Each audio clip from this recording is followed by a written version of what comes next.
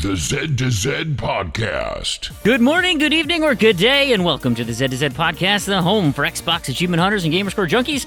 I'm your host, Brandon Freeman. Thank you so much for listening. At Z to Z, we love gaming, and in particular, grabbing achievements and gaining gamerscore. We do news, reviews, and interviews. If it's about achievements, we'll unlock it. You can find show notes for this show, as well as previous shows, on our website, z2z.com. This is episode 150. You can also contact us with questions or comments on Twitter at Z2Z, Z-E-D-T-O-Z-E-D, over our forums, forum.z2z.com, or email us directly, contact@z2z.com. Well, today I am joined by Proulx. How are you doing, Proulx? I'm doing well, but it's a bit of a sad occasion. This is our final show. This is it. This is the end. I mentioned all those social media accounts. We are keeping those open, so they're still very relevant. You can continue to have them in your Rolodex or whatever. Wow, I did not expect to get that reference. Are you old enough to know what a Rolodex is? Yeah, okay. Oh yeah. At some point, I do envision us dropping the website, like whenever they ask us for more money at some, but we at least have it for a while, because we got some money covered for a good time. So for all intents and purposes, that will be available. The Twitter, the forums, everything will still be as is. You just will not be hearing a weekly show after today. I'm thinking this show is going to generally be similar to all the other shows. I mean, there's a ton of news that we have here and worthy things to talk about, but we'll have some, the send-off nonsense here at the end. I'm sure of it. So typically we will start with gaming, and I haven't done that much. So, Proulx, why don't you kick it off and tell us what you've been up to this last week? Oodles of stuff, Really, Freem. tons of stuff, huh? Oodles. Boy, boy, howdy. Oh, are you ready to hear it? Hold on. Oh, there we okay. go. Now Nice. I'm ready. Now it sounds like you're ready. Okay, so I played a game called Blackwood Crossing. Have you heard of that game? I have heard of that game. Did you play it? I have not. That's it reminds me of, now, of course, it came out before, but I get a very, the Adventures of Captain Spirit vibe from it. Oh, interesting. I haven't played The Adventures of Captain Spirit because it doesn't have achievements, but... Right. I remember watching it. It was super weird. I watched it on the TA stream, I think. It is very strange. It's an easy completion. It's I'd say 2 to 3 hour walking sim puzzle type game. I won't talk too much about it just because, if you care about spoilers, it's really hard to dive into without actually getting into any. But it was halfway decent. Okay. For a quick completion. So I just got that done real quick. Anything prompt you to do that? I mean, like, where did that come from? Blackwood Crossing was on sale last week. Okay. So I think it was like $3. I thought you were working on Game Pass games. What happened no, to that? no. Well, my Game Pass subscription ended. Oh, okay. So you're done. Yeah, no, I'm done. I'm not touching Game Pass, hopefully for a while again. Yeah. Yeah, so occasional on sale games and backlog stuff is what I'm really trying to focus on. So right. Well, we just had that huge Black Friday sale started already. Yes. Oh man, my wallet is already screaming at me, and it's like my edict of focusing on the backlog is like, yeah, but Monster Hunter is half off. Like I should go. That's only 200 hours. Like I should go play that. Did you buy anything yet? Not yet. I'm really close though. I bought Bastion because it was $3. And I still haven't played Bastion. And Game I is bought... delightful. Yeah, I hear it's quite good. And I bought the Batman Arkham Collection because it was $5. Okay. Even though I didn't want to because there's physical edition, but $5. Like, how do you say no to $5, man? Like, that's just crazy. I'm going to pull the trigger on Gears of War 4 for $10. Okay. And Night in the Woods for $12. Even though that's only 40% off, I hear Night in the Woods is super good. Interesting. So those two are for sure's. I'm on the fence with Watch Dogs 2 for like everything for $26. It's like, all the DLC included. Like, am I gonna want to play? Do I want to play that at some point? It's like 75% off. That's still a pretty darn good deal. And then 67% off Wolfenstein 2 with all the DLC. Oh yeah, that's pretty high too. And I know I'm gonna like those games. So those two I'm really torn on, and then the half off on Monster Hunter. I feel like I can wait maybe a little bit. I don't know. I'm just keep hearing about it and reading reviews, and all the other podcasts I listen to just love that game, and it's like, what am I missing? I tried a Monster Hunter game once. It was not my cup of tea. Well, and that's the thing. I hear this is the one to do. Like, everything else is so cumbersome, and the menus and everything is like, it's so obtuse. But this is the Monster Hunter for like the noobs. So if you want an introduction, this smooths out all those like ridiculous, convoluted things that a Monster Hunter game, like a purist, would like. But not necessarily good gameplay. It's a very Nintendo thing, and this is the one that's, well, not on Nintendo anymore. So they get to branch out and do things right? Question mark. Anyway, what else have you been up to? And real quick on that subject, the only other thing that I'm very close to pulling the trigger on that I haven't yet. There's a couple of Lego games that I haven't purchased that are $5 as well. Super cheap. It's really tough to say no to a $5 retail game, even if there's a physical disc, because the disc will never be $5. No, probably not. And so it's, we'll see. Except maybe on a garage sale when it's long dead. Yeah, used for sure. But if you're getting a new game, it's not going to be. But anyways, that's neither here nor there. The other things I've been playing for RTDL, I played some Crackdown 2. I played some Gears of War 2. Let's see, played some Master Chief Collection, which I'm coming along quite nicely on that. I finished up Heavy Fire Shattered Spear, which is that's super old 360 on rails shooter. And so this was a game I started about 2 or 3 months ago, and coincidentally I have to review the sequel. Oh, really? So I was like, I'll just go finish that up before I do that. So yeah. So we'll see how that goes. You know what I started this week, Fream, was Microsoft Ultimate Word Games. Oh, I got something in that. Yeah? I hit my 8 months in a row gold medals. Oh, nice. I just popped it this morning. Nice. So that was fun. That one, like, it's you can get to gold like I just did. You can get to gold in like 14 days. Oh, really? Okay. Yeah, that one dishes out the points super fast. So the threshold for that one is really low. Of course, diamond, you got to do 1 month where there's diamond, but getting up to gold is super easy. It's almost a joke. Whereas like Jigsaw and Mahjong, like, that's up till like the 26th, 27th of pretty consistent playing to get up there. Yeah. So this will be. Now that I have this, I'll have 2. I have Mahjong going, and I have now Ultimate Word Games going. So, yeah, we'll see how it goes. I've got them all. Where am I? I'm 7 months in on all the bronzes. So that's not bad. I'm doing all 4 at one time. So that would be Mahjong, Solitaire. Oh, I finished Solitaire. Okay, Mahjong, Word Games, Minesweeper, and Jigsaw. Minesweeper. Okay. I'm working on the original Minesweeper that was only worth 50 gamer score. Oh, yeah. I don't get Minesweeper, man. I just don't think my mind works like that. Oh, I showed my son. He was like, what the hell is this? I'm like, well, it's easy. It's like whatever the number is, how many mines are adjacent to it. And he's like, it's still just, he doesn't get it. And then like when you know what you're doing, you can like double click on the number if you've like satisfied the requirement, right? You flagged the 1, and if you double click on 1, it opens up all the adjacents except for the one you flagged. And so it just goes through a lot faster. So if you're just watching and you have no idea what's going on, like I can see numbers his appearing mind everywhere. just spinning. Like, what are you clicking? How is that even working? That's funny. Let's see, what else did I play? Some more Minecraft, which is something I'm just always doing. Okay, the 2 big things. Well, actually, no, hang on. 3 big things I should talk about, of course. Red Dead.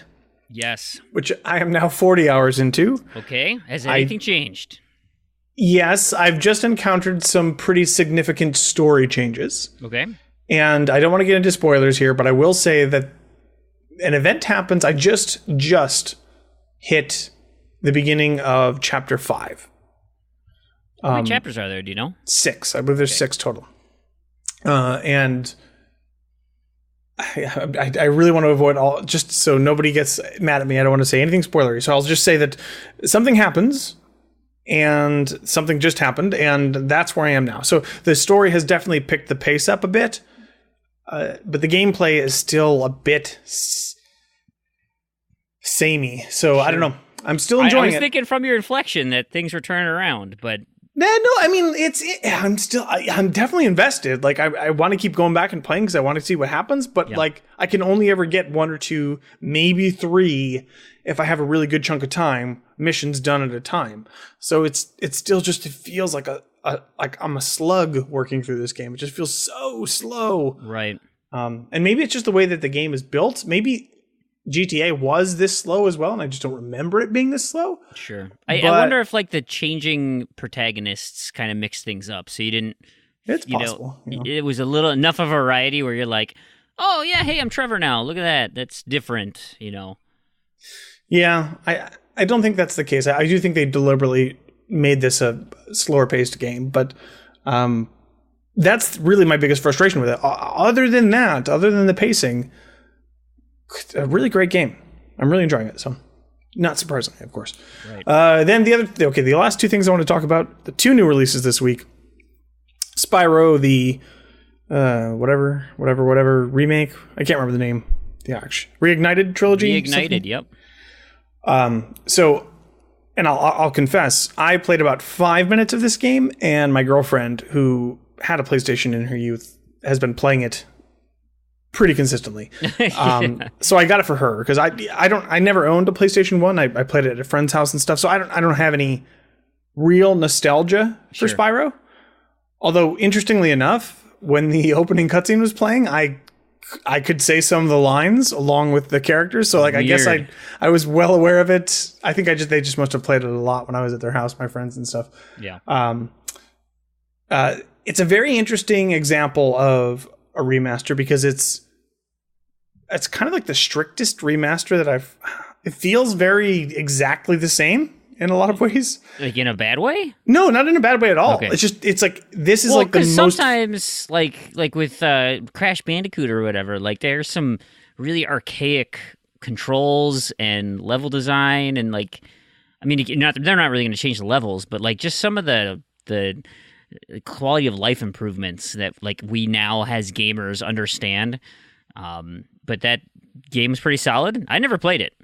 Yeah, it seems pretty good. My biggest complaint is the camera, which, to be fair, is kind of not surprising for a 3D platformer of that time. That is 100% true. So that's exactly what you're talking about, where they were more concerned about recreating that feel. Yeah. Than fixing anything, which is totally fine. And especially in a nostalgia project, that makes a lot of sense. That is a design decision, sure. Yes. But honestly, it plays and looks and feels like Spyro. So, I mean, if you don't have any love or nostalgia for it, it's not really going to do anything for you. It'll be a halfway decent platformer, and that's about it. But if you grew up with those games, man, I can see why it would be very, very appealing. Absolutely. Although my girlfriend says that she remembers the levels being much bigger and much longer because we're just kind of running through them. So interestingly enough, also the achievements, this game has 3,000 achievements because it's 3 games packed in one. And there's like 105, I want to say. 105 achievements? Yep. Mm-hmm. Wow.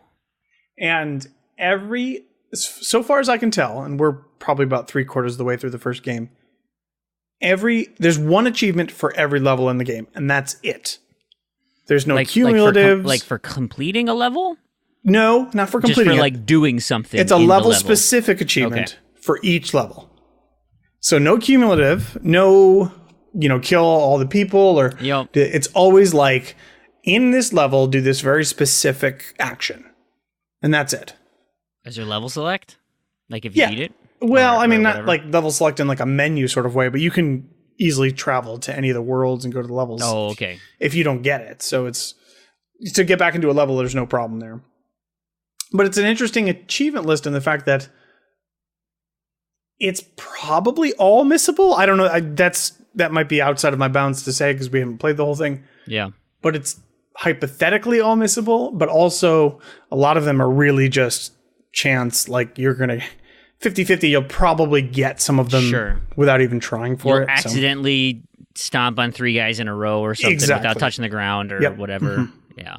Exactly. So anyways, that's Spyro, and we'll keep moving on with that. Lastly, the last thing I played this week, Fream. In fact, I only played it for about an hour and a half right before recording, was Pokemon Let's Go Eevee. Oh, yeah, that came out, didn't it? It did today. I won't spend too much time on it, obviously, because it's not an Xbox game, but it's fun. It's cutesy. Is it indeed different? Like you feel, I mean, is it very clear that it's a different game and that, or, I mean, there's I don't know. What's your first blush take? Your 1 hour in take?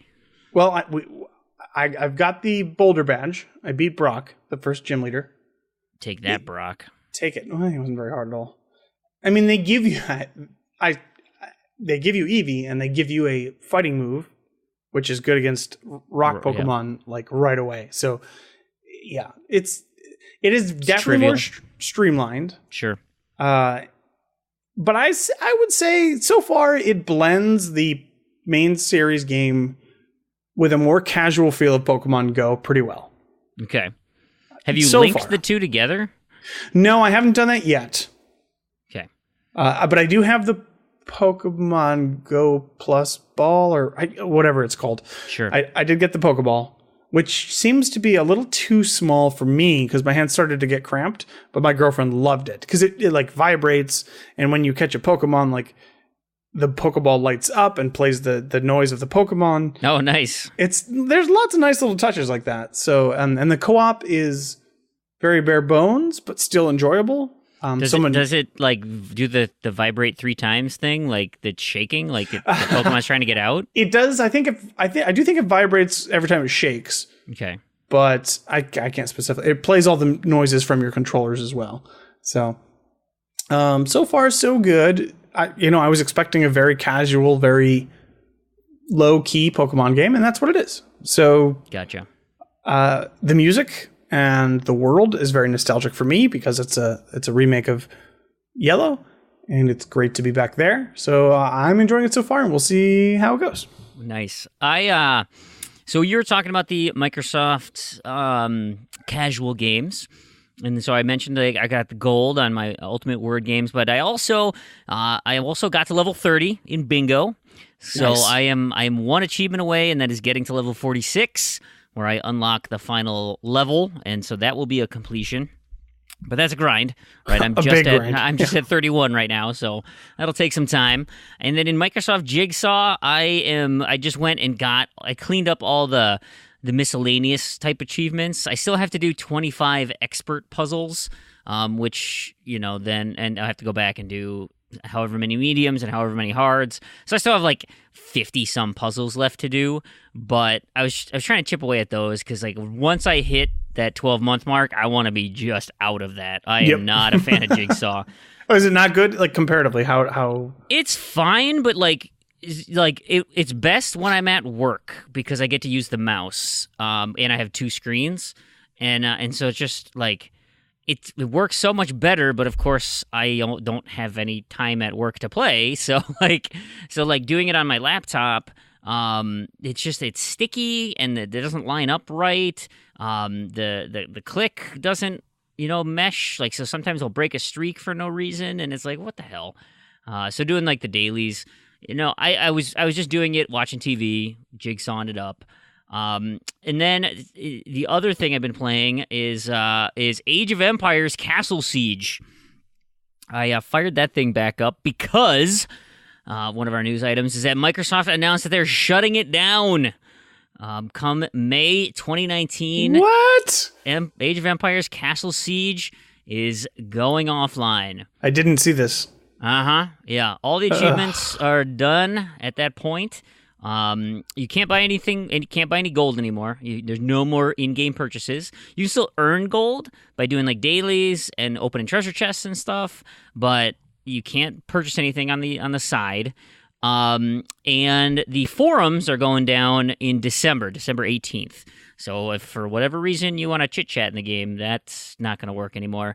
The final shutdown day, May 13th, 2019, is what they're saying. How far are you into this? Have you done anything in it? I've leveled up my age a few times, and I collect resources and upgrade my buildings. I've literally never attacked anyone. I'm not very far. Okay. I'd say you got a lot of work ahead of you. Okay, if you're gonna make a run at this. Now, you really like May. Even before May? You think 6-7 months is not enough? You don't think I can do it? Oh, I think you can. I just think you have to get serious about it. Okay. Because the two biggest ones that are just going to be so obnoxious are, of course, Warlord, where you have to win 2,000 crowns, and Multicultural, where you have to upgrade each civilization's unique troop to level 4, and both of those are obscenely long. I have those two left, and the Renaissance, which is advanced to age 8. I am currently, I was riding it out at age 6 for a while, and I probably last time I picked it up was in May. So I just fired it up now, and I was like, hey, you know what? Of course, I've been getting my butt kicked since May, but I was able to get enough resources to upgrade my keep to level 7. So that'll be done in 2 days. Of course, time gating it is obscene. But when that's done, then I can, obviously work toward the 8th age. And I've just been trying every hour making a run at some crowns. I'm up to 850 crowns of my 2,000. But you'll also then, you got to be kind of selective. So if you go up against somebody who's got a lot of crowns, then you got to take down their keep or at least earn a star to get a chunk of those. But then you're also trying to go after pennants because you need 400,000 pennants to upgrade all the troops enough. And it's oh my God, that's going to take so long. And that's what really is going to be a pain, is trying to track these people down and fight. I've been trying to look in the forums about what makes the most sense of, okay, hey, I'm the Byzantines or whatever, so I get a lot of the purples. But so once I upgrade those guys, is it cost effective for me to switch and pay the 500 gold or 50 whatever it is to switch civilizations so I can produce my own and work on those, or do I just keep fighting? And I don't know. It seems daunting, but it also seems doable. And so I'm hoping I can get this thing taken care of in the next 7 months. I guess I have to start actually playing it. It's gross. I also have been getting a lot more into Brawlhalla. I mentioned that last week. Free fighting games. You had asked last week, are there any differences with the characters? There most certainly are. I'm starting to learn the nuances of the characters. Now, they're not as, they're kind of, visually, they're pretty darn similar, although there are some key distinctions, but each character has a set of stats that are different. So your attack level, your power, your defense, there's 4 different stats. Movement, I think, is the other one. And then each character has 2 kind of preset weapons.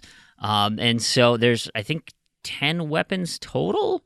There's an achievement for getting a legend up to level 10 in each of those weapons. And so you kind of just pick the weapons you like. So, there's a big heavy hammer. There's a spear. There's a knight's lance. There's a sword. There's 2 katars, which, are the blades that go off your hands, your fists. So there's a bunch of different types of weapons, and each one of those, they play similarly, but so, there's this one guy who is, the heroes rotate every day, and so whoever you have access to rotates and lets you buy that person with in-game currency. So the gold that you earn in-game, you can unlock these legends and have them the whole time. And so one of the guys I played is named Zul. He's like an orc-looking dude, and he has this big axe and a big cannon, and he's strong as hell. And I was having so much fun with him, and I was having a lot of success, and I felt really good. And I was like, oh, okay, I like the cannon, but I don't like the axe. Well, you know what I really do like though are the katars, the 2 knife blades on the hands. They're fast. And I like the up move with those. So I want to find. So obviously, every hero there is one hero that represents that combination you're looking for. And so I went and I found him, and I found the Qatar canon person, and her name is Lin Fei. And so I saved up my money, and I bought Lin Fei with my in-game money. Turns out she plays way different than Zul's canon. Her canon moves are different than his canon moves. There's some similarities, but like her charge move isn't as powerful because she's not a strong character like he is, but she's faster. And so there's a lot of little nuances, and I'm super overwhelmed by trying to learn all of them. But it's starting to click. Like there's some characters who are stepping up and looking really cool. I've been enjoying their moves, but I just mentioned before we played this, I was doing my daily. I'm bad at the game. I'm very bad at the game, but the netcode, man, is solid. Like I have no lag issues at all. It is sharp. It is crisp. It is working well. And so, every day I come in and for like 100 to get your 150, 135 daily gold, you have to either win one game or play 2 games. And so I've been able to, no, it's easy. So I just, every day I come in and play I typically play 2 games because I don't win. I do one-on-one because there's a couple achievements related to one-on-one that I'm trying to do. And they're just the fastest game types. And so, obviously you have to play and win 1,000 matchmaking games or something obscene like that, 500. I don't remember what the number is, but I'm not getting that many. But I'm chipping away at it. Here's the thing. Okay, their real money currency, the mammoth coins, that's where you get all the other skins. You buy treasure chests for a random skin, or you can just buy the skins outright. And the skins include everything. You can get character skins, obviously, and each character has different weapon skins. You can get individual weapon skins. You can buy, so like when you come in, this little this Valkyrie type character flies in and drops you into the map. And so the one you start with is like this knight-looking Valkyrie, but you can get like a loom from Rayman coming in and dropping you down. Or there's one where there's like a gargoyle that'll come in and drop you down. I was going through they call it the mall hala for the mall where you can spend money. Yeah, very clever. But man, there are some really cool character designs and skins in there. There's a lot of like pop culture references. Like there's one named they're like all just different enough where you're like, what is it, like Secret Serpent or something? And it looks just like Solid Snake. Like this character, I mean, like the skin is very much Solid Snake. There's one where there's like a samurai guy who looks a lot like Raiden from Mortal Kombat, and he's like a lightning samurai or something. Like they just changed the name enough where it's not impinging on any trademarks or copyrights. But you look at me and you're like, I know what you're copying, and I love it. And so like I'm really close to thinking like I want to buy stuff, but the exchange rate is obscene. I was thinking, I could throw $10 at this game. That wouldn't be crazy. And I looked and I was like, I could buy one skin with that and like have, I have to wait for a sale and maybe I could get 2. I'm like, that's no. The exchange rate is too terrible on that. So they do go on sale all the time, but I mean, in terms of in-game, like you have to pay the normal amount for the coins up front. So I wish it was a little bit more favorable, but it's just not. The final thing I've been playing, and I have been skipping sleep just this week. Uh-oh. Yeah, it's been bad. And the reason I did it is because I knew this was the last show, and I couldn't very well come on this last show and leave everybody with a cliffhanger on my gaming. And so like I had to finish this, and I've been playing significant time in Star Wars The Force Unleashed. Nice. Okay? Uh-huh. So I finished my easy playthrough. Got my 100% collectibles. Took me about 7 hours to do all that. Beat all the levels, get all the collectibles, and whip through on Apprentice mode. So then Apprentice mode unlocks Sith Master. And so I did the master playthrough, and of course, with the master playthrough, there are some wonderful cheats available, which I totally forgot to do in the level that, right at the beginning. So I played through the prologue, which you're invincible in the prologue, so it doesn't matter. But then you play the first level, the TIE Fighter Factory, and I was like, all right, this is going to take a while, but I'm going to give it a shot. And it took me like an hour to make it through one level, and I got just the crap beat out of me. and so I played it late, and I'm thinking, I will never finish this. This is awful. And then I remembered, oh, crap. Yep, and I saved that. I kept that tab open on my screen. Don't forget the cheats. Okay, well, so if you read the cheats, they talk about inputting codes. And you can put in cheat codes to pretty much max out your character and make him super deadly. So by doing so, though, immediately when you punch it in and have a correct code, it says, this game or this code will disable achievements and you will not be able to save. Oh, no. Yeah, so you're like, oh, well, that sucks. But there's a trick. So here's the trick.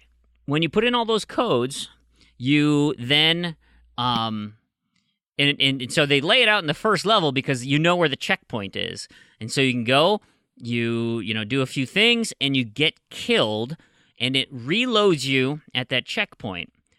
At which time you then dashboard, and as far as backwards compatibility goes, you go to the Xbox One menu, and hit start and go down to quit and exit the game. Quit the game in the dashboard. Reload it through the emulator.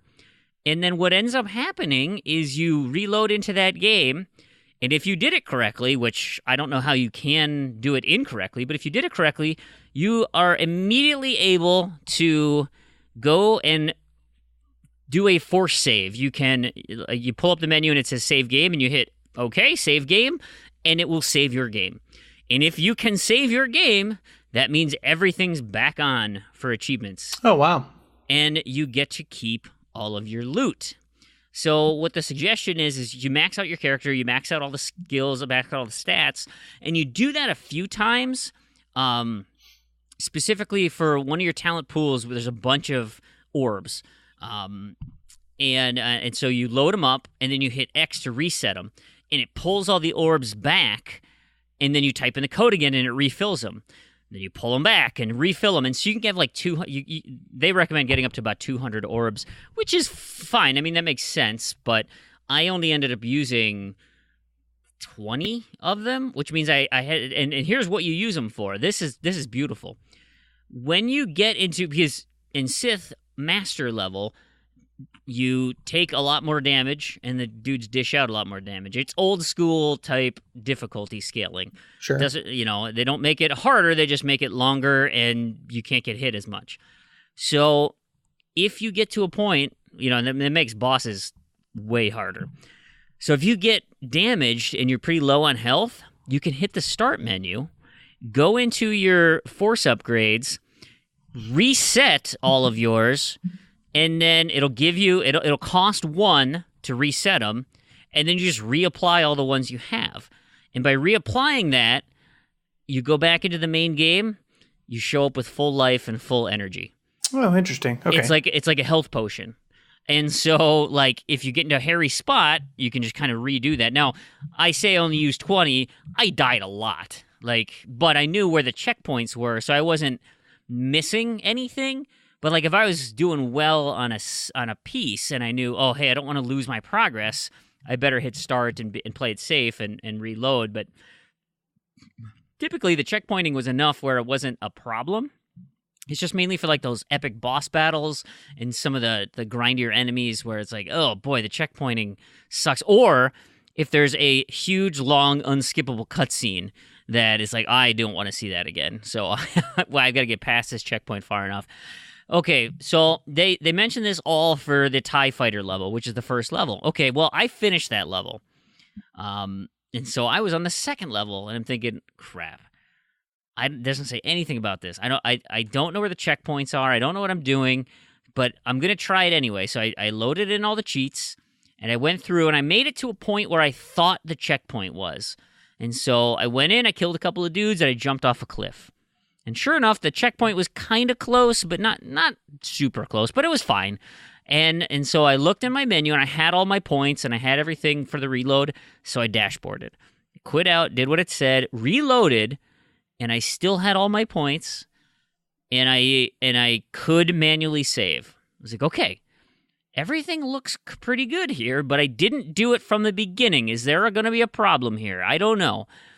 And so I started playing through the level. It seemed, though, like my lightsaber wasn't as powerful. There is a cheat for deadly lightsaber where you pretty much one-hit kill everybody, but doing the saves and reloads and all that stuff, either that comes off and it's no longer deadly, or the bad guys just get harder. But I think that one gets pulled off if you reset. Doesn't matter. Struggle through, play through. There was a couple times where I was having some issues, so I turned on deadly lightsaber and did the reset thing, and it seems weird. You have it for a little while, but you don't. Anyway, if you're ever concerned that you've cheated out the system, try and manually save it if you can. Totally works. And so I convinced myself this week I have to finish this. Like, I can't show up on the podcast and say, well, I'm on the boss, but I don't know if I, screwed myself because I was played on the second level. Well, here's what I get to tell you. It totally freaking worked. It was awesome. and because it was an old school 360 game, I got the toast that so my first playthrough, I wasn't paying attention. And so at the very end, you have a choice of fighting one or two guys, and that picks if you're going to follow the light side or the dark side. And so I wasn't paying attention, so I'm like, oh, let's go fight that dude. And so all of a sudden, I'm fighting, and I got the one achievement. And I was like, what? Shit, did I miss it because I was just pounding the button? I don't know where the option to fight the other guy was. What happened? Well, turns out I wasn't even paying attention because you're on this bridge and you either go forward to fight one guy or you jump down off the bridge to fight the other guy. So I made it to that point, fought the other guy. So I knew I was getting that one, and the difficulty achievement stacked. So when they unlocked, I got the beautiful bling 4 for 320 gamer score. Ooh, I'm like, nice. oh, I love those. I love Nice. those. So I got 4 achievements in one pop, which is just glorious. And I can confirm that totally works. So all I have left to do, I have to buy the DLC, which sucks. And then play, so I got to play those missions. I got to do that 4 times because they're not stackable, which sucks. And then I have to do the 500 kills with all of your force abilities. Ugh. Which, going back to the TIE Fighter Factory, like, it sounds like it's going to be, maybe an hour's worth of work for each one of them. So that's, probably another 4 or 5 hours. It's just super mindless. That's all. So mindless. Yeah. So mindless. And it's just like, man, that really sucks. But I got to get this done. This is the last piece of Fream and Proulx's completion challenge. I'm going to finish it for 2018. I have to. That's awesome. I'm really excited. That's awesome. So, feel pretty good about that. Let's move on to some news and topics and stuff. Sure. It's funny that we are now wrapping up around the same time that the UHH is wrapping up. We have our final set. It is Matthias versus Silver Leet. Or maybe he does go by Silver 1337. My guess is it's Leet. But it's Matthias Anderson versus Silver Leet. Those two are, perennial UHH contenders. And so they're meeting in the finals. We don't have their list yet because we were recording before they are generated, but they both hit their 20 for the week. Matthias hit his early. Silver hit his a little bit later, but congratulations for those two for finishing in the final 2.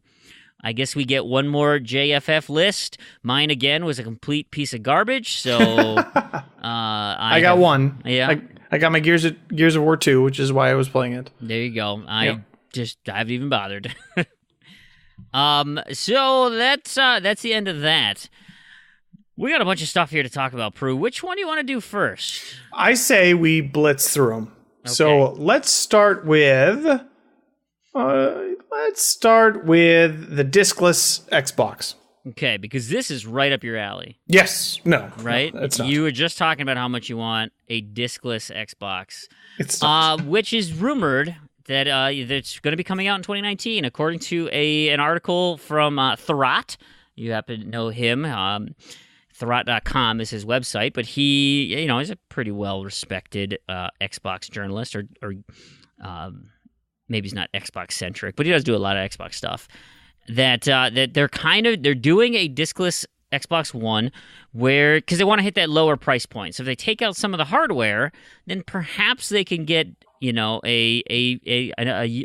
model down around the $200 range or even less, which is kind of one of those no-brainer type levels of of purchase. It doesn't feel as significant.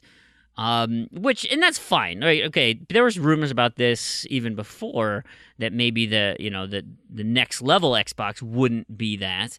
But there was a piece in this article here that was super interesting to me, and definitely not to you. I'm gonna just go ahead and say that now. But I thought it was pretty darn cool because I'm lazy, and that is that there is discussions of a disc-to-digital program that would launch.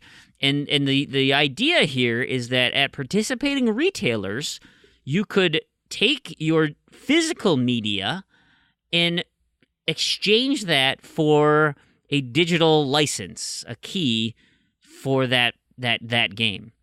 And so you can to me, that would be upgrading all of my discs, and I could pull those out of the system and just download what I wanted onto my hard drive. Now, for you, Proulx, does nothing for you, right? Well, here's the thing, right? If you did this sort of system, I think the best example of how games could and should work is something like how Blu-rays tend to work, where if I go out and I buy a Blu-ray disc, I also get a code to download my Blu-ray where I want to. That's how it should work. If I'm going to go pay the money for the physical version, give me the digital copy. And then I'll just put the disc on the shelf and it's no thing. Yeah. Now, if this program was just trading your disc and that's it and nothing else, and I get to keep the case and the manual, if there's one, probably not. That's maybe something I could be enticed with for certain games. I kind of like that idea too, that you would have it is fun when my son brings his friends over and I open the ottoman and they see it just full of video games and their mouths just drop like, oh my God, I can't believe you have so many video games. It's like, yeah, I'm pretty cool, for all you 9-year-olds.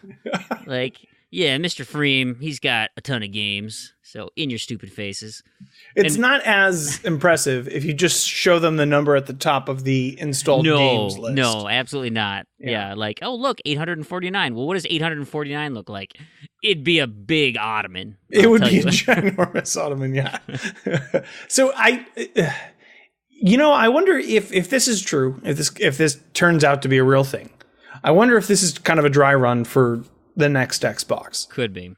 Just to gauge interest, I can't, imagine if they do it, they just go all in, say, even if they throw in a bigger hard drive, and I don't even think they would need to because that's not their strategy, but they get rid of the disc, they make it smaller and cheaper and easier to get, and then they just throw in Games Pass for 6 months with it, or 12 months or whatever. Yeah. Yeah, I can totally see this just being sort of a will this work? Yeah, it's just an totally. Option, mm-hmm. Because again, if people like you who prefer a digital or a physical piece of media, great. You can go out and buy those. They will still produce those. Probably, maybe at least one more generation, maybe two. But certainly the trend is that we're phasing away from that. That people are embracing the digital. Myself included. I love the fact that the recent announcement with the Final Fantasy games all coming to backwards compatibility. I was like, awesome. Yeah. I will now have those on my... No, I won't, because I actually have the discs. It turned to me like, oh, crap. Now I got to download... I install those on my X. Oh, man, what a pain in the butt. It would be, and here's... I don't even know why you would need to do a disc to digital... I guess because they didn't make the games this way, but, given the scenario that we have now with, cloud saves...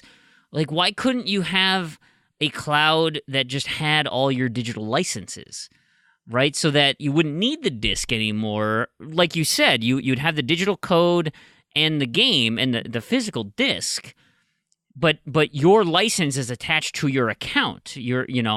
So then you still only have one license, but you have two venues to play it. So you could physically bring the disc to a friend's house, and it would sync up with your account and just play the game through that, kind of unlock it, or you can play it digitally through your system, and that, all that information would be saved in the cloud, and you wouldn't have to necessarily worry about the digital rights and where that goes. Because I think that's the idea is, well, if we got to pull the discs away, because then people could sell those, and we have twice as many games out there. So if you tied it to the account and just said, no, this license is now being transferred, the on-disc license is now transferred to your account, and we've made a digital copy of that license, and so you can now you have access through your gold subscription or whatever. That's what I would want, because then you get to keep both, like you said. Yeah, I mean, yeah, like I said, look at the way Blu-ray movies do the business right now. That's kind of, I think, the ideal best case scenario for both the actual producers of the content and the consumers as well, because you're getting the best of both worlds in that scenario. Yeah. So it encourages you to buy it and discourages you from pirating it or anything like that. So I don't know. We'll see what happens. I'm actually less confident than you are that we're going to see physical media next generation. I think it may be the first generation that we ditch that. But it really depends. It depends on if they're going to rush it for 2019, 2020, or if they're going to wait. I don't know. I guess we'll see. I think, but this is just supposed to be like an X or an S. Yeah, alternative. this model. Okay. Yeah, for sure. Yeah. No, what I'm saying is that's why I think this is a dry run for the next Xbox.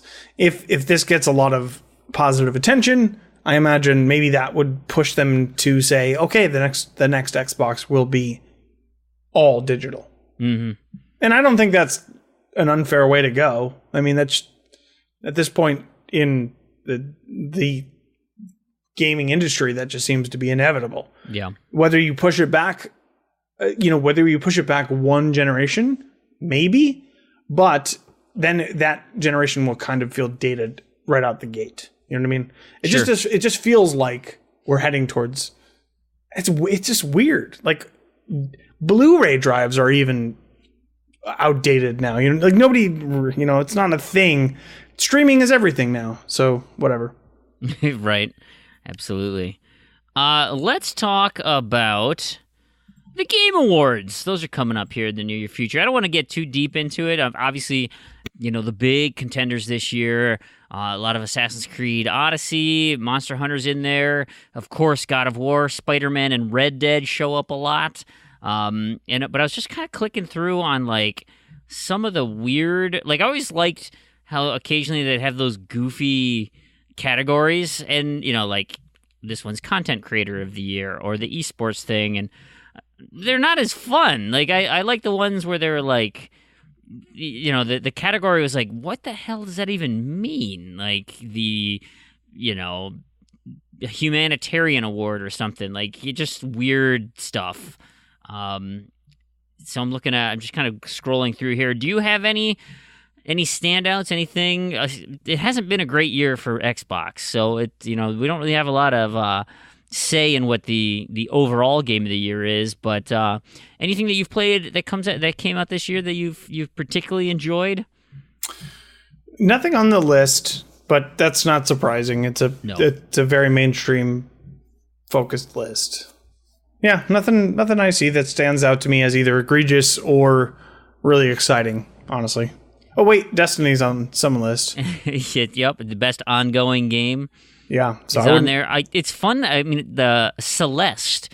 Now, I haven't played it yet, but I've heard good things. But it's one of those kind of Meat Boy-esque platformers that is it's a nominee in Game of the Year with Odyssey, God of War, Spider-Man, Monster Hunter, and Red Dead. That seems a little out of place there. Yeah, interesting. That definitely does seem to be the one that sticks out there. Yeah, it's really strange. Of course, I mean, it's not going to win, but it's pretty darn cool. What do you think will win? I think God of War will probably win. Maybe Red Dead, just from what I've been hearing. I'm not sure. It depends. I think it'll be close between those two, but I think God of War, because of how much it reinvigorated that series and was a dramatic departure from everything they had done, and really hammered home on a compelling story. I'm not hearing that same stuff from Red Dead, but the overall technical marvel of Red Dead, I think Red Dead will win more awards than God of War, but I think not the game of the year. Interesting. Okay. I can get behind that. I'm curious what Spider-Man is going to end up doing, because people were freaking out about that, and I was listening to Giant Bomb, and they're the first people I've heard that were not happy, or they're getting sick of it. That it's just not hanging on as long as it they had intended it to be. And so I'm curious how that plays out, like what kind of impact that's going to have on the voting, and if that'll play, if it's going to end up hurting the game at all. So is it just going to be completely overshadowed by God of War? I don't know. This actually brings up an interesting topic, Fream. I don't know if you've heard, but Sony, they're not going to be at E3 next year. They're totally not going to be at E3. Is it because all their games are out? Like they're done making games? That seems unlikely to me. That does seem unlikely. So really the big question is it PS5 related? Oh, you mean that they're going to have their own event? Yeah. And so they want to have it at a separate time when they get to hold the media in the palm of their hand? Yeah. That's very possible. I hope not. I want one more year for this generation before I don't know why you can't do both. Because if you're the market leader, and this is exactly what happened when the X was announced. They sent the hardware specs out leading up to E3, so we knew what the system was capable of. They had a small little thing, and it was very technical driven, because that's not sexy. That doesn't sell. That doesn't move product. It is interesting, but it's not what the general populace wants to hear. What the populace wants to hear is, what games am I going to get to play? And that's what E3 is all about. Yeah, maybe, but I mean, once you announce a new console, you are already at the top of the list. I mean, I agree with you. Like, if you're actually getting into the nitty-gritty details, that is kind of boring. But if you're announcing a new generation of consoles, yeah, you steal all the thunder already, and you don't want to share. If you want to maximize that, you don't want to share that stage with anyone. Oh, I agree. Yeah, but that's why I say, okay, then you do your huge event in May, and then follow it up in June by maintaining that hype train. Okay, I see what you're saying. And then in June, you say, hey, we just announced PlayStation 5, and here's all the games that are going to come out on PlayStation 5. Oh, okay, I misunderstood you. Yeah. So you think that they'll announce the PS5 before E3? No, well, maybe, but they're not going to be at E3. They can't just show up last minute. No, sorry. Okay, yeah, no, I get what you're saying, but basically, you're saying that's a better strategy. Would be to announce it early, yes, and then come to E3, say, hey, this is the thing, and then you show off the thing at E3. You think that's the best? Okay. To me, that makes the most sense from a strategy perspective, and then because then you have the lead up to it, and because then if you go to E3 and you start talking about the games and you're looking at it and you're like, there's no way this is going to play on a PS4 Pro. The graphics are way too, it's not possible. And then in July or at PSX in, the fall or whatever, you announce, oh, and hey, PlayStation 5's coming out next year. You're like, oh, okay, well, that makes sense then, because all the games you showed wouldn't run on a PS4 Pro, or they would be downgraded if you played on the Pro. I still don't, I guess it depends on when you anticipate this launch. I mean, the pundits are thinking that it's going to be the fall of 2020, which sounds completely reasonable. I think it's too soon, but it's totally reasonable, and that's just because of my own pocketbook type stance. I think it totally makes sense to have the next iteration in 2020, and I think PlayStation and Xbox will come out probably the same time, or at least very close to each other. That will be, and I'm very curious about how much each knows about it. I feel like they're going to be kind of what they had this time. They're pretty darn similar in specs, and you just got to find a couple of things to just say, but we're the best in this. And it, for Xbox, it better be power, because they got taken to the cleaners on not being as powerful as the PlayStation 4, because PlayStation 4 was able to market that like you wouldn't believe, and made Xbox look so stupid. Xbox did plenty on their own to look stupid, but this certainly, you can feel that the tides are turning. And I'm not sure that the move to pull out of the public eye for E3 is the right move, despite the market lead.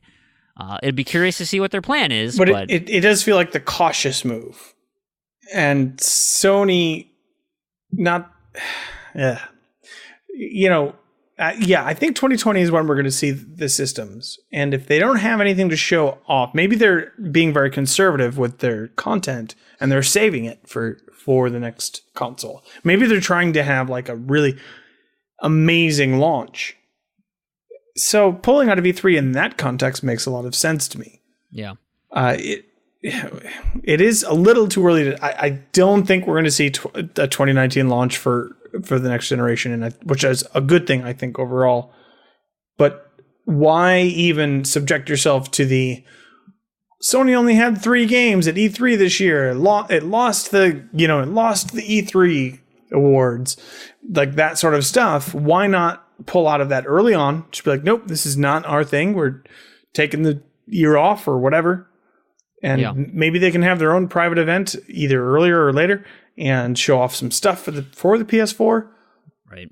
And that being said, Microsoft technically wasn't at. I mean, they had a presence at E3, but they took their show across the street. Yes, they weren't doing their press their press event at E3. They were doing it at the Microsoft Theater across the street. So they kind of had their own little thing there. I mean, if you wanted to go and see all of Xbox stuff, you'd go to the Microsoft Theater, and then the booth in E3 was much smaller in scale. What this does mean, though, is that this is now E3 is now Microsoft is the only one of the big 3 represented, because Nintendo hasn't had a presence there for quite a few years now. Well, not a press conference presence. They do show up. Yeah, they have a big booth. They typically deck it out. Like that one year that they with Breath of the Wild, when that came out, 2 years ago, and like people were freaking out about how cool they made their booth. Yeah. Like they just said it was the most amazing thing they've ever seen. This year was kind of a little plainer from what I hear. I haven't been, obviously, but basically it does put Microsoft in its own solo position here of really being all into E3. I wonder, I think they've already reserved their space for next year, but I wonder if this maybe it's this kind of continued sort of migration away from E3. Like the game industry is kind of, if you look at it over time, it used to be such a massive deal, and losing Sony now is kind of significant. I mean, not kind of significant. That's pretty significant. Yeah. I mean, there's been talk about getting out of the LA Convention Center for a while now, and that the venue just doesn't fit. And, but I think E3 as an event, they're trying to pivot, but I think they need to kind of go more toward what Gamescom is doing and give, a day or two for press events, and then open it up to the public and make it a public event and a showcase, get people excited to come, and that'll bring your ticket. And then the concept of E3 shifts. It's no longer I got to go see what the new games are and stuff, that it's going to be more of a consumer event. Because at this point, the news cycle is so fast, you don't have to wait for the publications to come out in July to hear what happened at E3. Like, we all know now. We know typically the week before when everything leaks. So, I get why you don't see it as a media event, but it's certainly a social event. And for Sony to pull out of that, it seems, and their quote, I'll read their quote here. As the industry evolves, Sony Interactive Entertainment continues to look for inventive opportunities to engage the community. PlayStation fans mean the world to us, and we always want to innovate, think differently, and experiment with new ways to delight gamers. As a result, we have decided not to participate in E3 2019. We are exploring new and familiar ways to engage our community in 2019, and we can't share our plans with you. That was a quote from a company statement to GameSpot. We're not going to tell you what we're doing, but they're very familiar. You've seen it before. We'll be around. It'll be fun. I will say that I actually prefer the way that something like Nintendo handles this with their Nintendo Directs.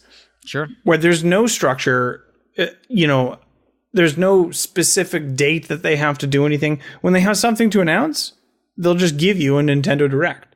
Like, it's pretty great.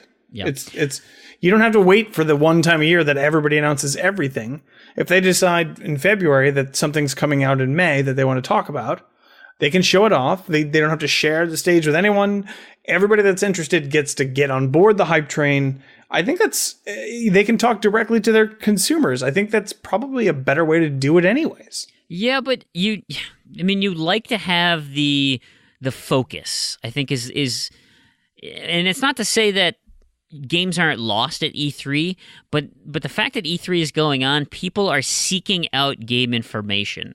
And so they want to learn about things. Whereas, unless you're a big hitter with big marketing dollars, like you're going to be overlooked. Like, there's a good chance either you come out when nothing's happening, or you find an event and a partner to help promote you in that event. So like when Microsoft does their indie montage, they're brief snippets or whatever, but very distinctly remember seeing Cuphead, and you're just saying, whoa, what the hell was that? 6 times.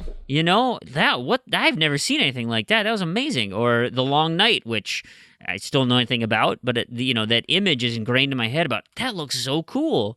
Ashen, supposed to come out this winter. We'll talk about that in a little bit.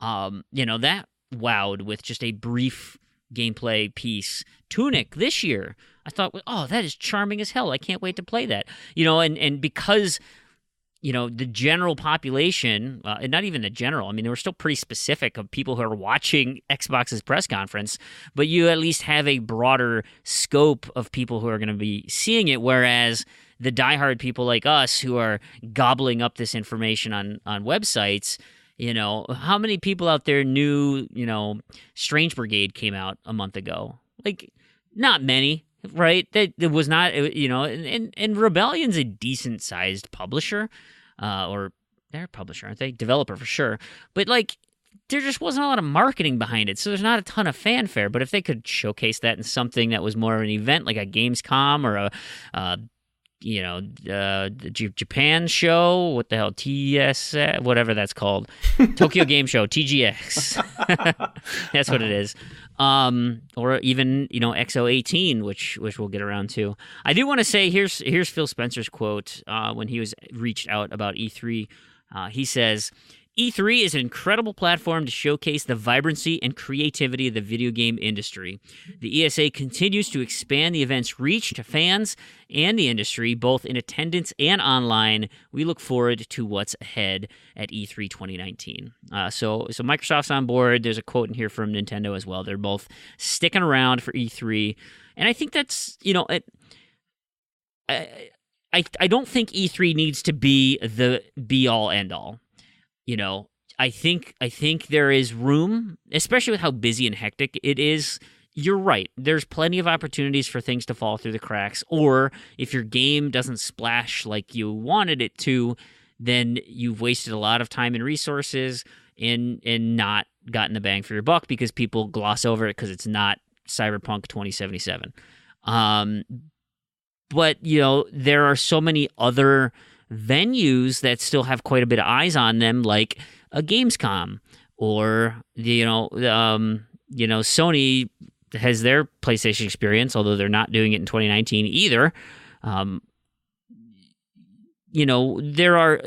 Maybe if you spread those events out a little bit more and still have opportunities for these smaller developers, because E3, you have your Activision's going to come out with whatever the giant game is. Take-Two will be promoting a bunch of stuff. EA has their play event, and you'll see all the upcoming sports titles that you just salivate over. It's very predictable. That's why we have E3 bingo, and it's like, you want to get creative and come up with some bingo things because everything that's coming.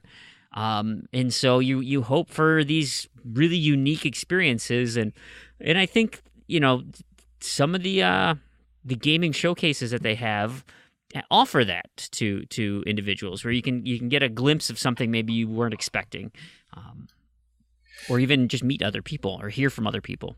Yeah, I mean, there is definitely something to it. I'm not saying that. It's just, like everything else, it's just changing. And, Sony's not the only thing leaving soon, Fream. So maybe we should start heading towards the end here. Yes. I want to talk quickly about XO18.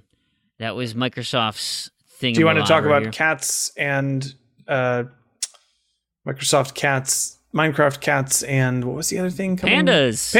Is that what you want to talk about, Freem? I don't want to talk about those. Okay, all right. Are they in yet? Have they been transferred over? I don't think they're in yet. No, but I don't like Minecraft. I know that's blasphemous to say out of that. No, that's okay. There wasn't much. But it wasn't much there. I didn't think that to talk about. What do you want to talk for about? Minecraft or XO18? For XO18 overall.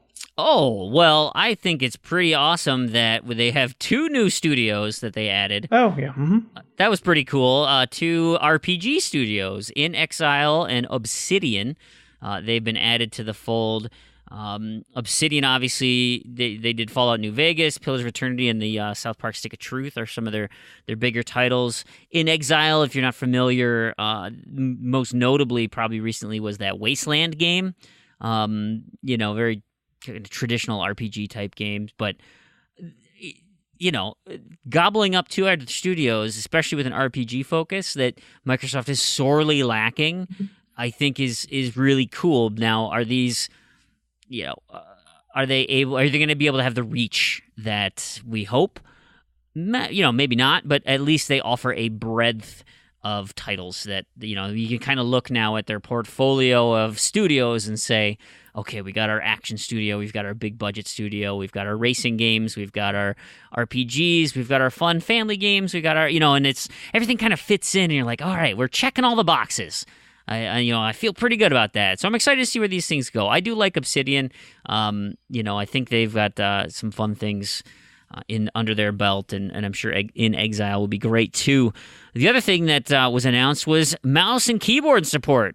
It's here. Huzzah! Are you going to use a mouse and keyboard for anything? No, I don't even play mouse and keyboard games on the PC. I just play with my controller. So yeah, I don't like mouse and keyboard. Yeah, but, me neither. It's there. It's fun. I'm sure people enjoy it. I watched a video where they made 2 Fortnite streamers play Fortnite with gloves that had their thumbs taped down, so they had to use mouse and keyboard with no thumbs. That was entertaining for about 5 minutes. That's interesting. Okay. Super interesting. The backwards compatibility got, I mentioned them earlier. Final Fantasy 13, the collection of those have all been added, and they've been Xbox One enhanced. And if you've seen side-by-side pictures of those, but like, the enhancements are really good. Like, they did a lot of work on the enhancements. Graphically, they must have had, because maybe the PC files that they had were much better resolution. But man, the graphics look real crisp side by side, at least from what I've seen on screenshots. So, that'd be pretty exciting for me to go back to even start. That was the last game, Final Fantasy 13. The first one was the last game. Physical disc that I bought on day of release. Really? Yep. I bought it March of whenever it came out, 2013. March of 2013, paid my $60 day one. And I dived it.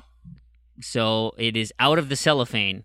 But I dived it in February of whatever that year was. Maybe it even came out earlier. Anyway, that was the last one.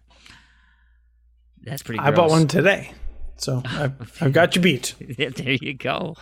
Yeah, I guess I'm buying them for my son. But anyway. And then they had some Game Pass stuff come out that so PUBG is going into Games Pass. It's in as of recording. Agents of Mayhem, Hellblade, Ori and the Blind Forest, and then Mutant Year Zero will be available when that game launches. So that's another new game that'll be available in Games Pass, which, whatever. I'm going to be pulling out of Games Pass, so I think that was the main things I wanted to talk about. They did some other. There's Crackdown 3 was there. They talked about Sea of Thieves, State of Decay.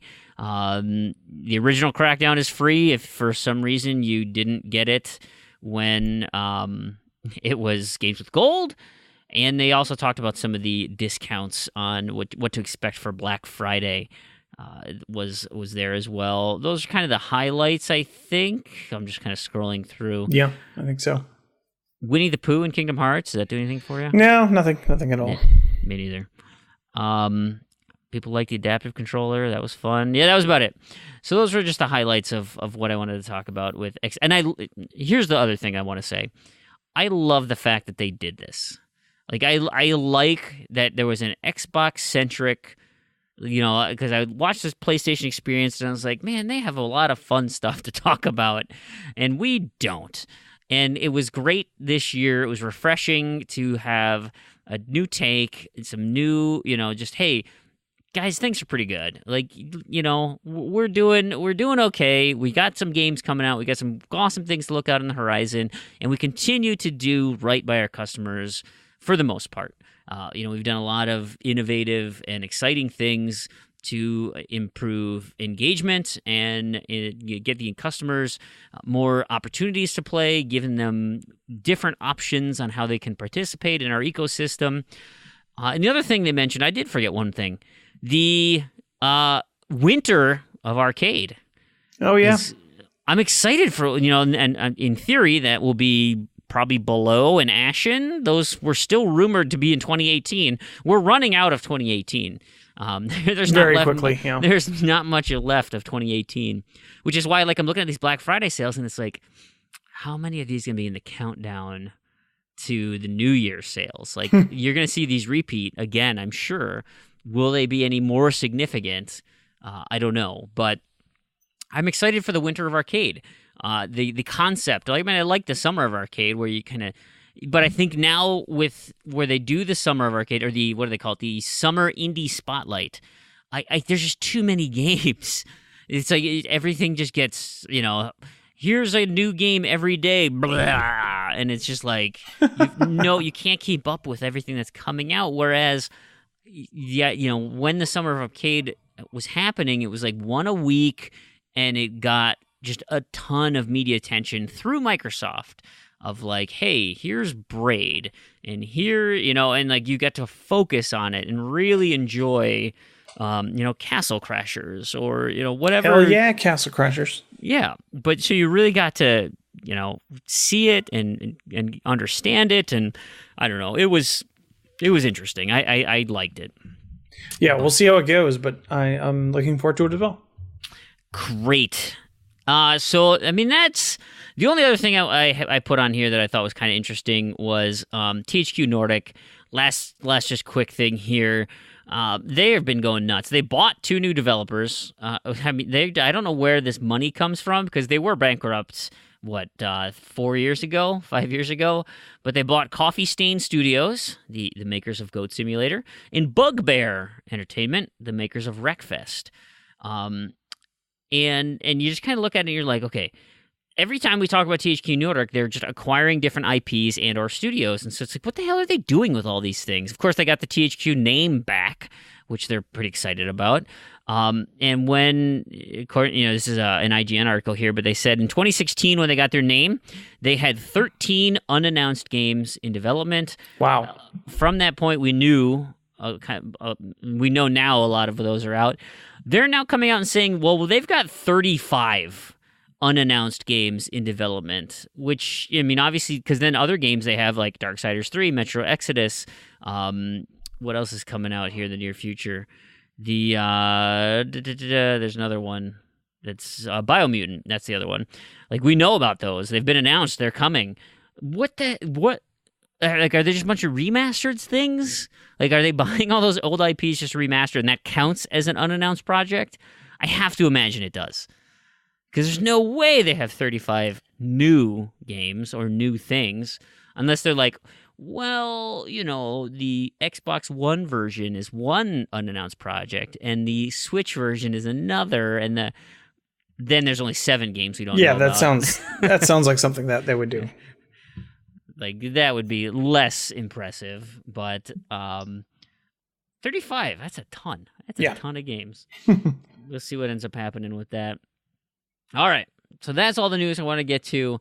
Let's wrap up with some community feedback stuff. We sent out a call to a Discord chat just to see what the pulse of the world was, and we had some awesome responses. Some of them were shared privately, and so I want to thank you if you sent in a message that you're like, I don't really want you to read this on the show, but I do want you to know how much I appreciated all of your hard work and how much joy and entertainment you guys provided over the last 3 years.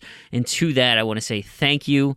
For taking the time and responding. It is so wonderful to hear from you, and that, we made some sort of impact in your life, hopefully positively, but, if we negatively impacted you, we hear those people too. But I really do appreciate, because, the fact that you took the time to put your words into a digital form and send it means that it was significant enough that you felt it was worth some time.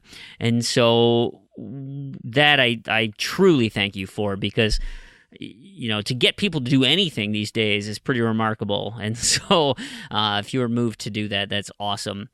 Proulx, do you have anything you want to add to that before we start going into some things that people do want to share and talk about?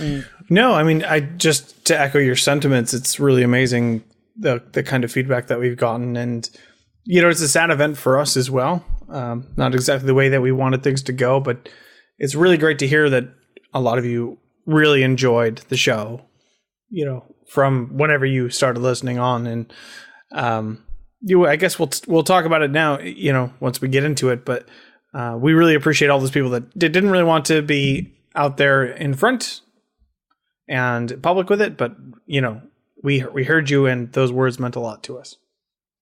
Yeah, for sure. So let's start with somebody who doesn't care so much about being away from the public eye, because he has a voice like mine for podcasting. It is Elroy OMJ, certainly a beloved storyteller in his own right.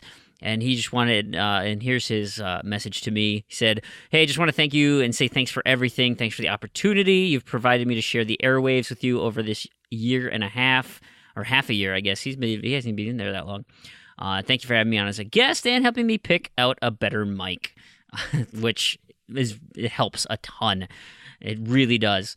And thank you for providing a place for like-minded individuals when I had no idea there were other people. He said other weirdos like myself.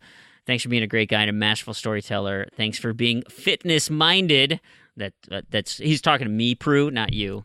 Although I'm sure you're buff as hell. He's definitely not talking to me, I promise. Whatever the case, just thank you. I always felt like you and I had a lot in common, and whether or not that was unfounded or not, who really knows, but your podcast always made people like myself feel like they had a friend in Uncle Fream. So thank you again from the bottom of my southern gentleman heart. Elroy, it's been an absolute pleasure. Thank you for sharing that. It is fun to see what the community has done in their own right from what we've created. It's unfortunate that it has splintered as much as it has, but it also has provided an opportunity for others to get creative and be creators and develop their own voice and come up with their own concepts and things. And so like that's been empowering. And so, we might say how like Proulx mentioned, it sucks the way that it's gone down and that we feel like our show has drifted into oblivion, but quite the opposite is true in the fact that it has spawned other things and it has urged others to be creative and step up and exercise that creativity. Because at a time when really there were no Xbox podcasts out there, there were some, and I'm not going to say that there weren't, but it seemed like they were on the way out. And now, I feel like there's a bit of a resurgence, even though we're stepping away. So there is that. Well, you wanna take Rockers here? He posted it in Discord. Yeah, so that makes it fair game, right? Sure, I'd say so. Yeah. Yeah. So I guess we're just reading verbatim, okay? Huh? Well, you can do whatever you want. You can summarize it. You can hot takes. No, it's fair. I think to be fair to the listeners, we should. So he says. And I was actually very touched by it. It was a very nice sentiment. So he says, I came for the achievement talk and stayed for the community. Admittedly, I was introduced to your show through the Xbox One Pros interview, so that tells you how far it goes back. I can't really remember that episode too much, but I absolutely remember the next one. It was a warm August afternoon. Okay, fine. I looked up the date. I was mowing the grass. I can even recall the spot in the yard I was at. Weird, I know.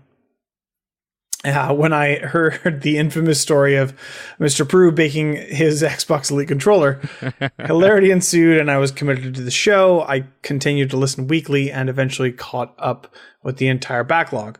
Fast forward to the Discord opening. This was really the turning point in the community activeness for me. I nervously joined the group chat, totally thinking I wouldn't last long with it, but hey, it's worth a try. Again, I can recall the desk at work I was sitting at when I joined and had a lovely introduction conversation with none other than Big L. And lovely, of course, is in quotes. In quotes. I can't say for sure how my stay or the conversations to come would have been without him, which brings me to the community bit. The podcast has created some great friendships that otherwise wouldn't have happened. I talk to these people more than almost anyone I know in real life now. Lots of laughs were had, work productivity lost, and inside jokes overused. And I don't think we would want it any other way. It's been a fantastic trip. Lion and all, we literally wish you both the best, bud. Thanks for giving us something to listen to week in and week out in space. Gra. That was well put. Yeah, so that was a really, just thanks so much, Rocker. That was a great sentiment. It was so kind. It was just a heartwarming thing to read, Yeah. Well, and then, of course, you had to take a cheap shot at Kingsman. Yes, he did, yeah. Kingsman did share he sent a private message to me, which was awesome, and I absolutely loved, but he said, hey, leave that top part out, but you want to talk about something on the show, talk about how much fun it was when Kingsman, myself, Chin Doctor, and I'm pretty sure it was Fug, got on a boat in Sea of Thieves, and Chin Doctor was being the most jerk-off pirate I've ever heard. And we were just cruising around, and I showed my kids the video when, cannons are firing off the side, and we're like, hey, stop shooting those. What if the Kraken shows up? Arrgh, I'll do whatever I want. And literally 10 seconds later, the Kraken shows up, and we have no cannonballs. I remember that story. That was good. It was brilliant. Absolutely brilliant. That was super fun. And then Kronos chimed in, and he always has a wonderful way of writing. He says, I knew broadly of the podcast and podcasts in general, but I didn't listen. I joined the RTDL as soon as this started, and that was my major involvement with the show and its community for a long time. It took Big L personally inviting me to join the Discord, which I'd never even heard of, and start listening before I even did. Of course, it wouldn't have met L without Matriarch, and it starts to get complicated in a non-Zed way.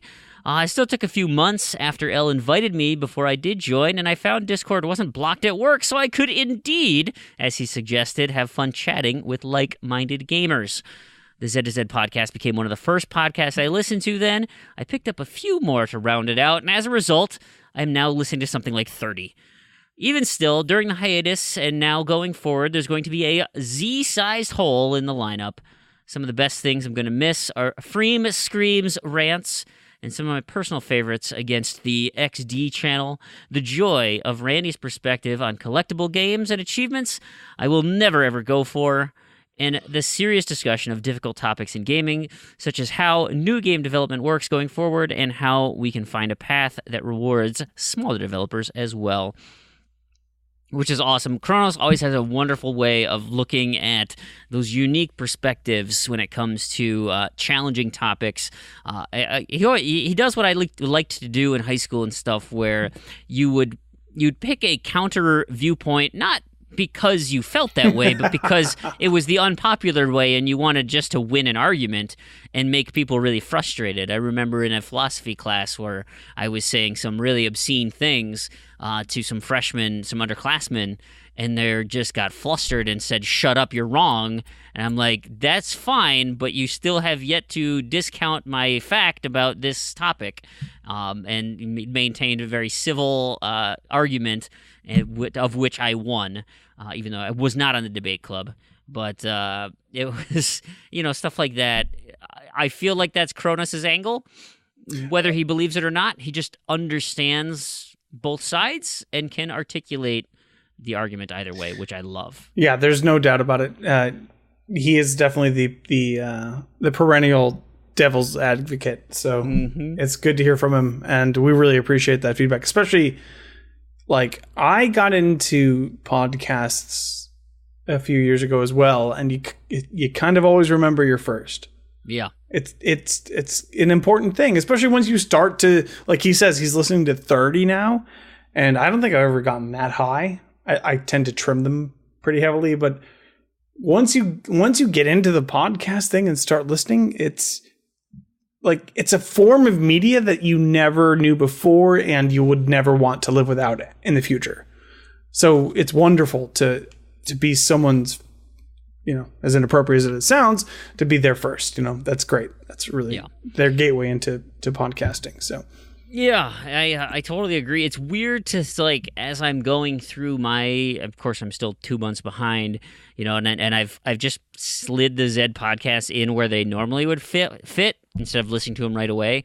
So I'll continue to hear, these shows for the next month and a half now. So it'll be interesting when in January when I listen to this show.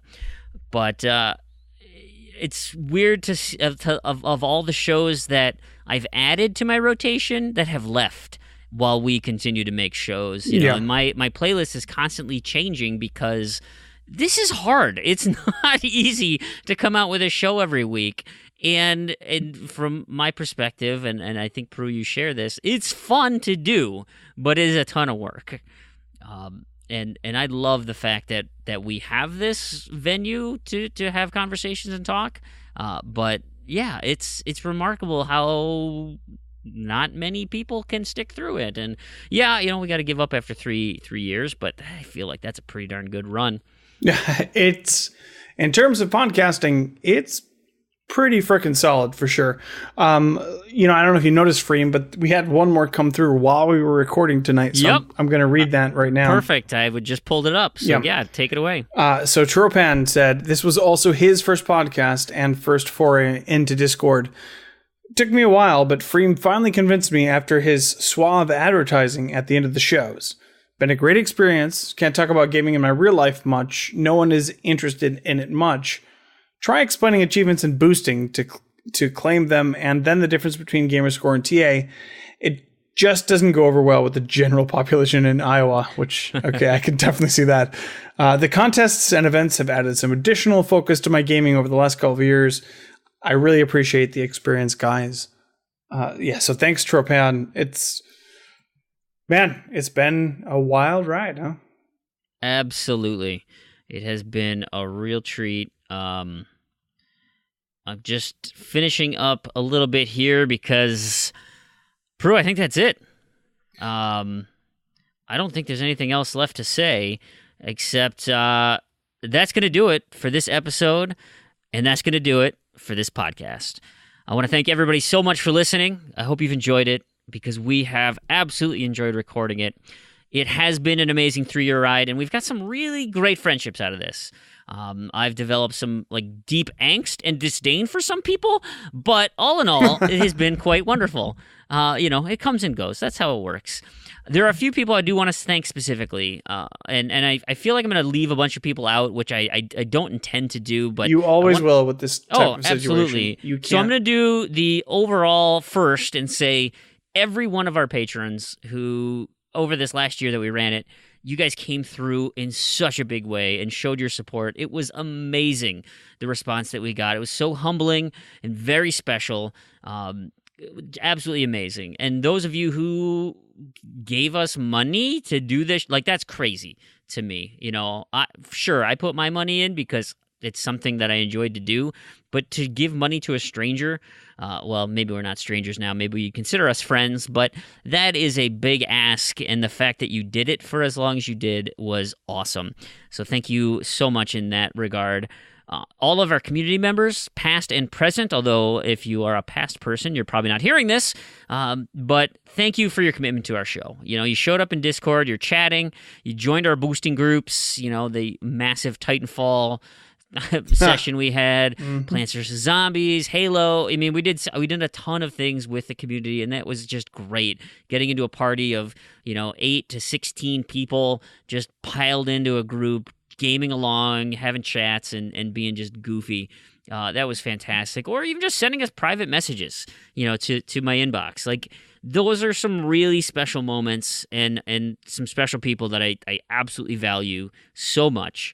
Some individuals that I really want to thank, Spazpole, Planting, Doughboy, Matriarch, Koosh, Big L, Mighty Mango. You guys have done a lot to help out the show and spread the word. Fug, Tropan. I mean, there's tons of you. Kingsman, Chin Doctor, tons of you guys. But there are a few that I want to name specifically because of their involvement. Start with Terrigan. Whether you hear this or not, I do appreciate you giving me the opportunity to get this thing started with you. It was a tumultuous ride at times. We had our ups and our downs, but I think all in all, there were more ups. And so I want to wish you good luck on your show as it moves forward. And thank you for getting everything set up. And thank you for the RTDL, which all in all has been a huge driver of people to the show. Because that contest kicks ass. Yeah, it's fantastic. Randy, despite the constant negativity, you are an absolute joy to work with. I don't think I disagreed with someone more than you. You have the most absolute ridiculous beliefs as far as your life and gaming and what you think is interesting, but you kept showing up and contributing and gave me some of the best conversations and arguments I've ever had. So thank you so much for that. It was ridiculous, but I do appreciate everything you've done for this, Randy. And then I have one final person I need to thank, and that is you, Proulx. Thank you. You've been an absolute joy to work with. You've got great mic presence, interesting things to say, well-articulated thoughts and opinions. You are an awesome addition to this show, and I'm so glad that you've continued to share this show with me. Plus, you edit most of it, which is great, because I am incompetent and have no free time. I think our rapport is awesome, and our show, content aside, was great to listen to in terms of audio quality and just our banter and back and forth. I'm hugely biased, I understand, but I do think you personally did an outstanding job, and I am going to miss this the most when we are done my weekly conversation with Proulx. That's my final thank you, Proulx. Is there anything you would like to say? Oh my goodness. I mean, how do I even top that? I came into the show, I think it was episode 24. It's pretty early. Yeah. I mean, that was the episode that I came on with Big Al and Matriarch, and you kicked our ass in the contest, right? Oh God, I can't even remember. It was literally 2.5 years ago. It feels. Yeah. It feels like ancient times, kind of. We did the live show. That was fun. The live show. Oh, man. The game show where I had the achievement. How well do you know your achievements game? Yeah, man. Like, we've had so many good times. We've had, I was actually just last week. Spoiler casts. We talked about, you just mentioned Tarragon's show, which we should, you know what? I mean, why not? We should plug we should plug them all. We should. Why not? Because these shows are great and these people are fantastic. And so let's plug the Real Gamer Score podcast.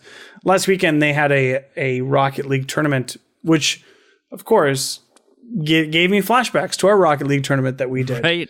And it was so, and I'm like, how much fun did we have? Like, we had all the community involved. It was such a good time. And it was just a great, it's just really a great reminiscence of that sort of time. Right. And it's been 2.5 years. It really doesn't feel real to me, honestly. Thank you, Fream, for letting me come on the show. I echo all of Fream's sentiments. Thank you, Tarragon. Thank you, Randy. Thank you, every community member who ever put anything into the show, whether it be monetarily or just in blood, sweat, and tears. Any of the people that put in for the different segments that we had, for all of the community members. We built a fantastic community out of this show. It's been an amazing ride, and I think it's better to see it off in a good positive way, right, than to wait for it to fade away. So Who said that? Is that Kurt Cobain or whatever? No, no. Johnny Cash. Yeah, one of those rock stars. Better to burn out than fade away. Yeah, it really feels that way to me right now. Sure, it is bittersweet to do this, to say goodbye, but I do feel like I'm happier to do it like this than to just stop. Like one day, just be like, okay, screw it, we're done. I don't want to do this show this weekend. We'll just never do it again. Right, you just get mad about it. Right, yeah. Absolutely. I don't want to be bitter about the show. I don't care. Like, things have happened and that's fine. But I really just feel gratitude and I feel happiness for all of the community, for everybody that's ever been a part of Zed.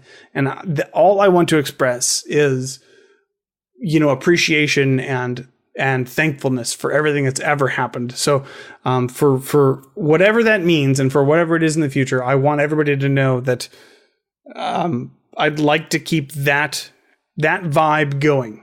Sure. In any way we can. So you mentioned Real Gamer Score podcast. That is a weekly show that features many of the Zed community members. There's also Achievement Hunting 101 is out there, full of community members as well. And he predates us, but Kronos has a weekly show on Tuesday, a stream with his friend Dez. Tuesday nights U.S. time on Mixer, if you're ever interested in watching that. Those are the 3 programs I know that predominantly feature Zed community members. There may be others, but I'm just, not quite up to date with those.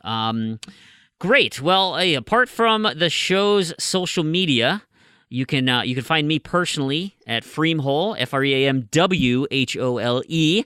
Everywhere. That's my gamer tag, Twitter handle, True Achievements, everywhere that's important. We are keeping the sites, the forums, all that stuff alive. Like, I will continue to do gamer tag challenges. So there will be, I've got gamer tags lined up for the next year. So continue at the Zed forums for that. We are going to continue with the RTDL as long as we have it, and it'll stay alive in some form. It just might change names. I don't know, but it's currently at the Z to Z, and that is where you get to participate. So join up if you're not involved. And then the other thing is, the forums. We're keeping them alive. We're keeping all the social media stuff going. So if you ever need to still get out to us, you can reach those. Or, like I said, my personal ones. Proulx, do you have any personal attachments that you want people to follow up with you on at all? No, but I mean, people can find me on social media under either Proulx, which you can find in the show notes if you don't know what it is, or One Up Dan. That's like my Twitter and that sort of stuff. But no, I mean, obviously we're still going to be around. We're still going to be playing and probably participating in all of these different communities. So, that's what it is. And I'm excited for a new chapter. Whatever the new chapter is, I'm ready for it. I'll probably fade into oblivion, I think. Oh, no. Don't do it, Freem. Don't do it. Hey, you know what? This golden voice of mine loves to talk. So if anybody's out there that wants to do something, I'd be interested. But there you have it, guys. That's the end. Thanks to everyone that made this show possible. On behalf of Proulx, this has been Brandon, and to all you achievement hunters and Gamerscore junkies out there, thank you so much for listening. I'm going to finish with my favorite troll quote from Captain Jean-Luc Picard. Oh. Live long and prosper. Oh, my God. That's right, isn't it? Isn't that? Oh, my God. All right, cut the show. No. Seriously, though, I do. One of my favorite quotes, it's probably the most well-known Irish blessing, and so I'm going to leave it with you as an achievement-related version. Ready? May your gamer score rise up to new heights. May the servers always be online. May the glow of the screen shine warm upon your face. May the rain keep you indoors to play Xbox. And until we meet again, may God provide the best couch co-op boosting partner. We love you and thank you. See you later. Happy gaming. Peace out, guys. Goodbye, everyone. You are amazing.